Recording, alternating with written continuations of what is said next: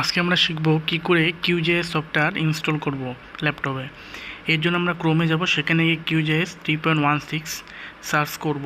এখানে তোমরা অন্য ভার্সন সার্চ করতে পারো, তো আমি এই ভার্সনটা ইনস্টল করে দেখাচ্ছি। এরপর নিচে ডাউনলোড ফ্রি QGIS 3.16 হ্যানোভার ফুল ভার্সন যেটা আছে এটার উপর ক্লিক করব। এটার উপর ক্লিক করার পরে আমাদের এই ইন্টারফেসটা চলে আসবে। এরপর আমরা নিচে চলে যাব। নিচে এবার এখানে দেখতেই পাচ্ছ ইনস্টলার 64 বিট আর 32 বিট আছে। তার মানে তোমার পিসি বিট কত সেই বিটটা চেক করার জন্য আমাদের চলে যেতে হবে দিস পিসিতে। সেখানে গিয়ে রাইট ক্লিক করে প্রপার্টিতে যাব। সেই প্রপার্টিতে যাওয়ার পর আমরা এখানে দেখতে পারবো যে আমাদের যে অপারেটিং সিস্টেম আছে সেটা 64 বিট না 32 বিট। তো এখানে দেখতে পাচ্ছ সিস্টেম টাইপ, এখানে 64 বিট দেওয়া আছে। তার মানে আমার যে পিসি আছে সেটা 64 বিট অপারেটিং সিস্টেমের। তো এরপর আবার সেই ইন্টারফেসে চলে যাব। যাওয়ার পরে এখানে এই যে 64 বিট যেটা আছে এই লিঙ্কের উপর ক্লিক করব।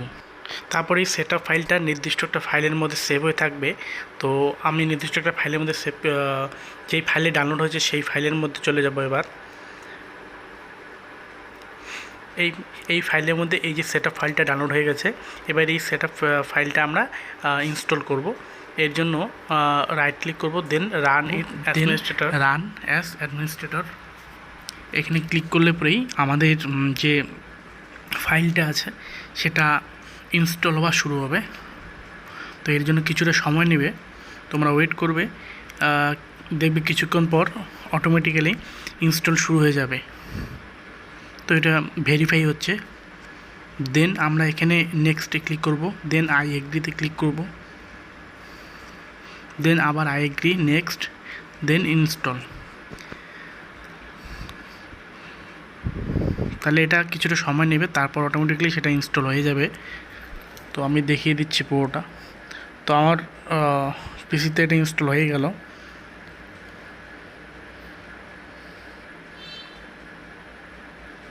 এটা হয়ে যাওয়ার পর আমরা ফিনিশে ক্লিক করব।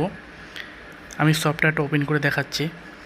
এই ফাইলের ভেতরে যাব, গিয়ে এখানে এই ডেস্কটপ 3.16.1 যেটা আছে এটাতে ক্লিক করব।